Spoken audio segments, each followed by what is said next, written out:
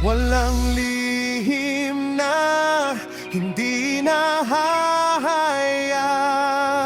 sa harap ng Diyos na makapangyarihan. Ang mga kasalanang itinatago sa huli bubukas, hindi maitatago.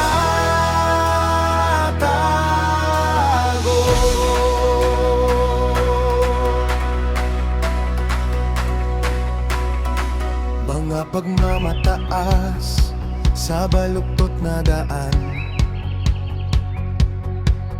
mga kahambugan sa sarili lamang ang alam, pandaray at kasakiman na nagliliyab sa pusong nag-iisip na walang nakakakita't nakakaalam. Ang puso'y balot ng kasinungalingan, ang isip ay puno ng sariling kadakilaan. Ngunit sa lihim na daanan ng panahon may hangganan. Walang lihim na hindi nahahayag sa harap ng Diyos na makapangyarihan. Ang mga kasalanang itinatago sa huli bubukas, hindi maitatago.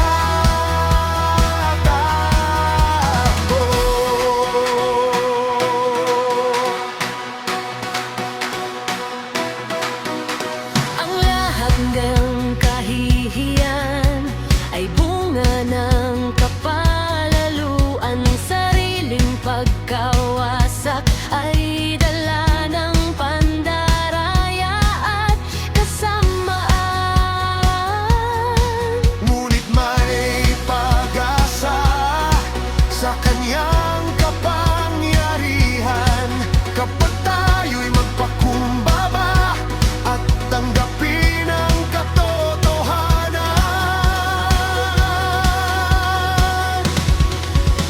Linisin ang puso, buksan ang isipan, muling magpasakop sa kanyang katuwiran. Kanyang salita'y liwanag sa kadiliman.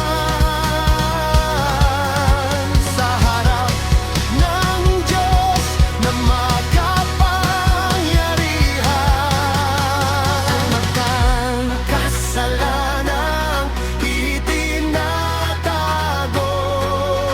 sa huli bubukas, hindi maitatago.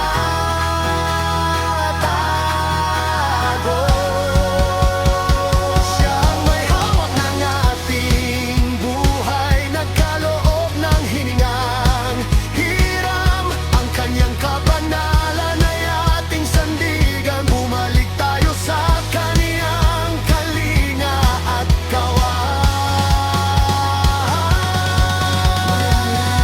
lihim na hindi nahahayag sa harap ng Diyos na makapangyarihan. ang mga kasalanang itinatago